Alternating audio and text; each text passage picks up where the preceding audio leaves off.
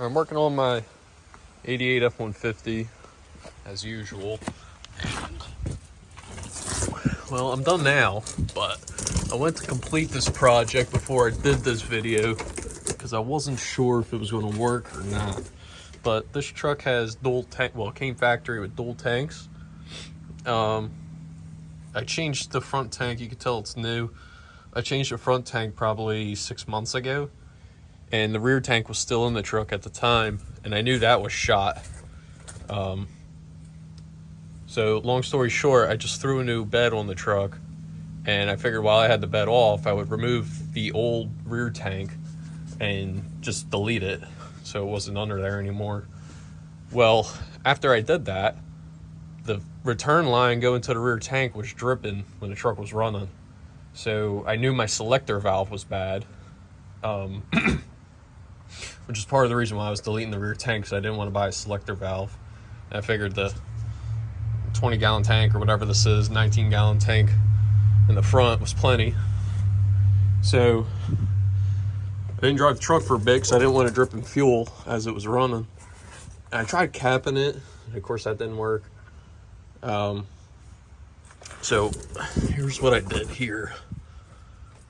This is not the right way to fix this, but it was my way to fix it. So this blue line is the feed line going into the fuel pump, the primary fuel pump. And I believe this little line, the reason I'm saying this is the main one is because it goes to the fuel pump and it's larger diameter than this one. I don't remember exactly the numbers offhand because I was just grabbing different stuff to try and make it work. So this one must be 5/16, and this is 3/8, because that is a 5/16 fuel hose there, and that one up there is a 3/8 fuel hose. So as you can see, I slid them over and clamped it. But if you think about doing that, if you're clamping right on top of these, it's just going to fold these ones, like crush these ones down, because they're the plastic lines. There's no structure in there. So what I did on both of these ends where the double clamps are is I cut pieces of hard brake hose or brake line, and I slid it into the end of the plastic line to give it structure there so it's dead solid. Then after I did that, I slid the hoses over top and double clamped them. And I think this fuel pump's only rated for like 40 PSI, so it's not like it makes crazy fuel pressure. The fuel lines are obviously overrated for that. That's how I fixed this, and it worked. I've been driving it a couple days, making sure nothing's wet, dripping, and it worked. But here's the biggest issue with doing this. Now, I've never fiddled with these lines. I didn't know that you can heat them up and slide the end on to them. I've never done any like custom work like that with these. So this blue line though, the feed line, when I did the fuel pump, I noticed it had this compression fitting in here that somebody did once upon a time ago before I owned it. And in this too, I don't know if this is some sort of patch for the return. So this compression fitting gave me the idea of repairing it down here this way. But if you're using compression fittings, this would be a 7/16 compression fitting, which they make, but they're very uncommon. You can't buy them at the store. I went online and had to buy it from it's called like, I think US Marine or something like that. But I got the compression fitting, and the problem with the compression fitting was the collar inside of it wouldn't crush evenly. So I kept ruining collar. Well, I only had the one for the 7/16, but even for this one, I used a 3/8 one for this one. So they fit on there nicely. And every time I crushed it, it just kept ruining I believe it's called the collar, or not the tubular piece, the round one that crushes, ferrule maybe. It kept crushing that like crooked, so it wouldn't seal.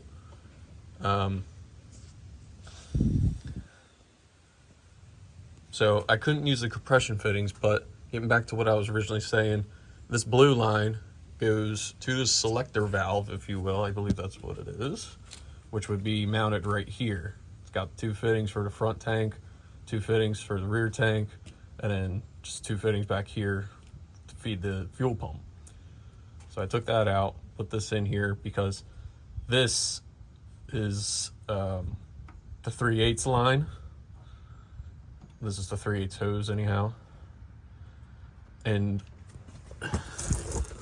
once it comes out of the selector valve, it then goes down to 3/8, or I'm getting my numbers mixed up. It goes down to 5/16, I believe.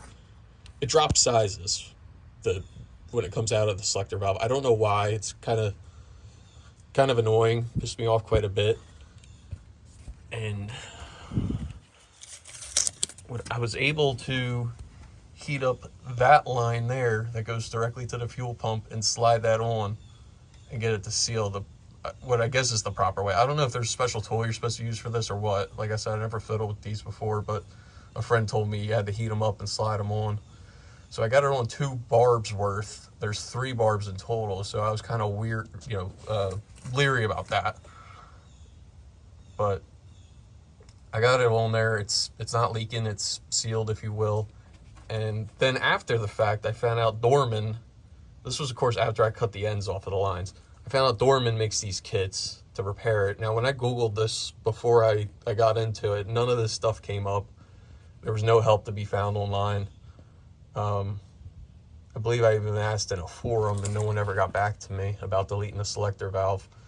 So I just kind of went about doing this, and I got to the point I was like, I just need to get this truck back on the road. So I was doing whatever I could to make stuff work.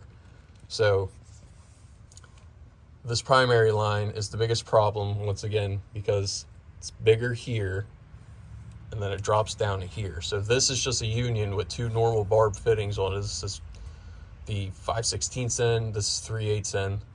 Teflon tape, threw it together, and I just clamped them there like normal. Like I said, I put a hard brake line in here, clamped over top of it. And down there is the only piece where I actually use like the repair kit, if you will, just to make it adapt and work. But I could have done the other method with shoving a brake line in there and crimping it down. Now, in theory, that's going to restrict your flow of fuel, but the truck's been running perfectly fine. It hasn't been running any different. It has plenty of power, no issues. But I just wanted to make this video to show this because I wish somebody had done this for me so I could have known going in what would be involved.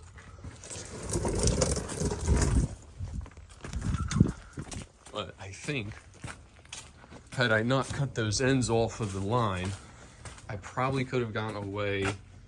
So I bought this kit after the fact. It's a Dorman 800 159 kit. So it comes with this. This is the 5/16 one. This is where I cut it off with a brake line cutting tool. I cut it off here. It's just even ends, just like this one is. I didn't use this one, but they're long and they have the quick connect ends on them. I think what I could have done, if I didn't cut the ends, was cut this in half because it's entirely too long and shrunken it down a little bit, maybe half the size, and then used, well, at least for the return side, I could have cut it down shorter, used a compression fitting to attach them together, or even just a regular hose and slid it over to union it together. And that would have worked for the return side, but the primary feed side, you're still doing that 3/8 to 5/16 stuff. So I don't really know how you get away with it without using the ends. And Dorman also sells these, which is this was a 2-pack. The ones on the truck that I made work. 800 080. But so Dorman makes all the stuff to fix it. It's just, you know, if you're going to heat up the lines, if you know how to do that properly and make it work, great. Like I said, I've never fiddled with this stuff, so I just made it work as is, and it works great. But I'm making this video just to explain how the lines are set up and how kind of ridiculous it is that it goes from a larger line to a smaller line, all for this here. So, but I made it work.